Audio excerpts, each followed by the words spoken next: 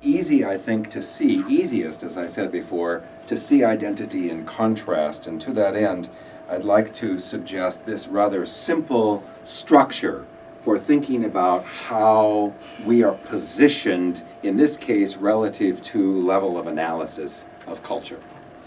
Levels of analysis tend to be going from the more concrete to the more abstract, from the more specific to the more general, where a high level of analysis has to do with looking at larger aggregates of things, a low level of analysis looking at more specific things.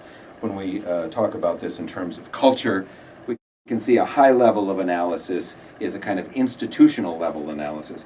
Institutional level analysis here, largely the people who specialize in this are the political scientists, the economics folks, and what do you know, international studies. I don't when I was back in academia as a professor for some years, we used to have lots of refugees from international studies in our intercultural program. And they'd say, we want to study how people from different cultures and different lands and nations communicate and relate to one another. And people in international studies didn't talk about that at all. Well, that's right, because they're not at that level of analysis. They are at an institutional level of analysis, and they're looking at the relationship of institutions, economic institutions, political institutions, and so forth.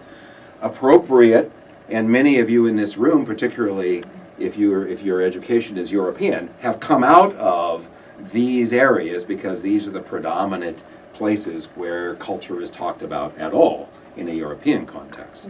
However, the history of intercultural communication does not lie in political science and economics, and in fact it represents, many of you have done this, a kind of integration of these two topics to make it work. I'll show you some ways that that can be done in a moment.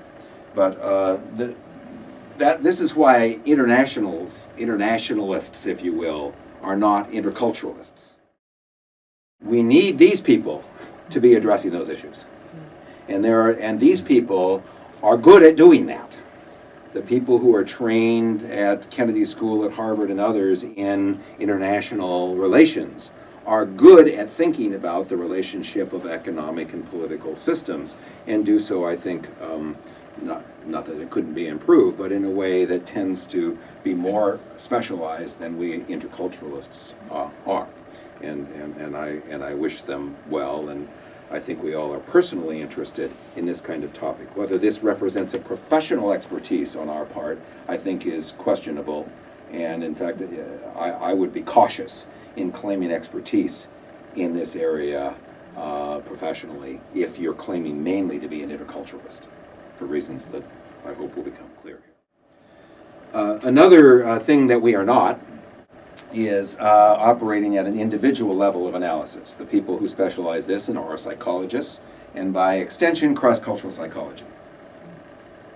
This is probably more of a confusion for us than the political science, international studies folks, because we are dealing with individuals. And by dealing with individuals, it is tempting for us to say we are therefore dealing at a psychological level of analysis, an individual level of analysis. But in fact, this is not true. We are dealing with the group experience of individuals. Individuals' cultural experience, and cultural experience is in itself, by definition, inherently a group level phenomenon, not an individual level phenomenon. Culture is not personality. Organizations do not have personality. They may have culture, but they don't have personality. Why? Because culture is an aggregate. It's about a group maintaining something like a value or a belief or a style. It is not an individual. And to confuse those two, to think that a group has an individual personality is to engage in a confusion of levels of analysis. And a lot of people talk about that, but that would be one example here. So cross-cultural psychologists are pretty good at talking about individuals in a cultural context, but they're still talking about individuals. They're not talking about the cultural experience, and they certainly are not talking about cross-cultural experience. They may be making cross-cultural comparisons, but they are not referring to the experience of crossing cultures. The reason that they are not and cannot is because they are not able to conceptualize in the same way that interculturalists do the group level of analysis. I'll come to it in a second.